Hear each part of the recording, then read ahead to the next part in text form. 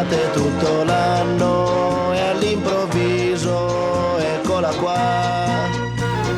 Ah, ça se termine dans le Piémont, hein. Il faut être courageux parce qu'on est bien reçu, les vins sont généreux, il y a des gammes bien étendues, et puis il y a quelques petits fous furieux qui aiment bien m'attendre comme ça le soir pour me faire déguster pléthore de vins, donc fatigué mais toujours debout. Et à côté de moi, pas fatigué, toujours debout et courageux, Massimo Pastura, come stai? Bene. Tout va bien? Molto bene, Ouais. molto bene. Ah ben forcément. On- En plus, on a des journées africaines pour Oui. l'instant. c'est pas moi. C'est la meilleure chose pour commencer la vendage cette année. Ouais, mais c'est pas moi qui ai ramené ça de Bourgogne, je te rassure.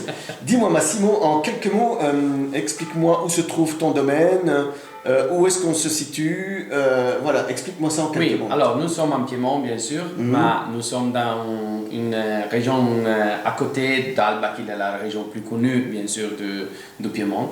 Et la région s'appelle le Monferrato, il est dans la province d'Asti, mais le Monferrato il est aussi dans la région dans la province d'Alessandria. Ici on peut dire que nous sommes dans le cœur de la région de production de Barbera d'Asti. Le Barbera qui est le cépage rouge plus cultivé dans le Piémont. Et bien sûr, il est important de dire que l'appellation Barbera d'Asti est l'extension plus grande de cultivation de Barbera que nous avons en Piémont. Oui, c'est ce que tu m'as dit tout à l'heure et ça m'a complètement stupéfait, quoi. Notamment que dans les appellations, je pense que le Barbera est l'un des cépages les plus cultivés en Italie.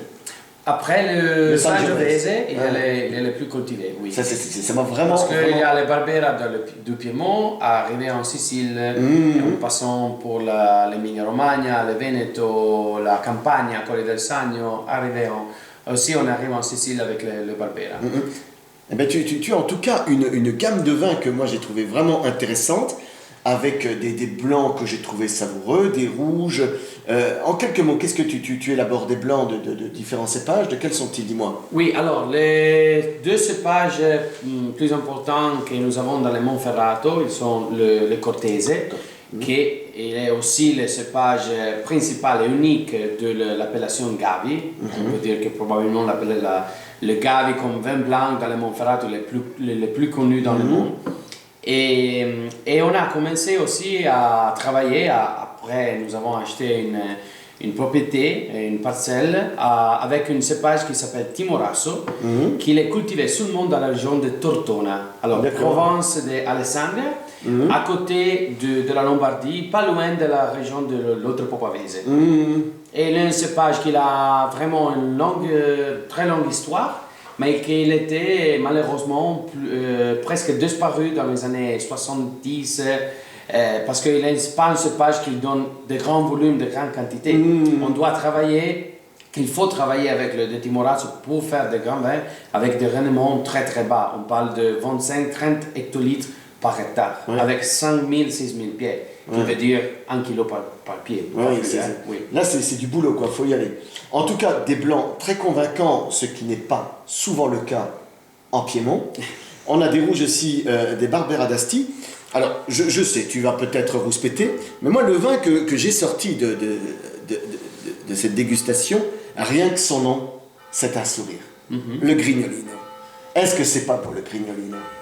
Hein? Le Grignolino, il est aussi un cépage vraiment traditionnel qu'on a seulement ici dans le Monferrato. Il n'existe pas dans les autres provinces du Piémont. Et il est un cépage que j'ai toujours bien aimé, mais qu'il était très difficile à proposer sur le marché. Je pense seulement parce que beaucoup de Grignolino, ils ont été faits, on peut dire un peu légèrement, non, un peu simplement. Léger, Voilà. avec des pépins qui sont importants et qui apportent de Voilà, la le verdeur. Grignolino, il prend le nom de la grignola, Du pépin. qui est le pépin, qui est très grand dans le Grignolino, alors il donne un tanin très vert et très lourd. Alors, Sur une structure qui n'est pas forcément là. voilà. En tout cas, ce vin, rien que le prononcer, c'est un sourire. Moi, j'ai trouvé là-dedans des notes à la fois poivrées et de framboises, de jolis fruits, un côté un peu les framboises qu'on vient de cueillir sur la fraîcheur. Et quand on met en bouche, alors là, c'est du bonheur, on a l'impression presque de manger un bonbon acidulé, avec ce côté un petit peu acide, tout en ayant ce côté de bonbon. pas de la sucrosité, mais plutôt le côté fruit du bonbon, les anciens bonbons de nos grands-mères acidulées. On a là-dedans une structure qui est malgré tout joliment construite, des arômes qui évoquent un petit peu le pulsar du Jura, avec une finale qui est tout en tendresse et en fruité. Bref, moi, une bouteille coup de cœur. Peut-être que ce climat tropical m'a donné envie de me tourner vers des vins plus frais et plus fruités. Mais ce qui est sûr, c'est un joli coup de cœur. En plus, c'est quelque chose qu'on n'a pas l'habitude de déguster. C'est un truc unique. Moi j'ai vraiment adhéré à ça. Je me suis éclaté. Alors, certainement que tu pensais que j'allais sortir des grandes Barbera qui sont superbes, rien à dire.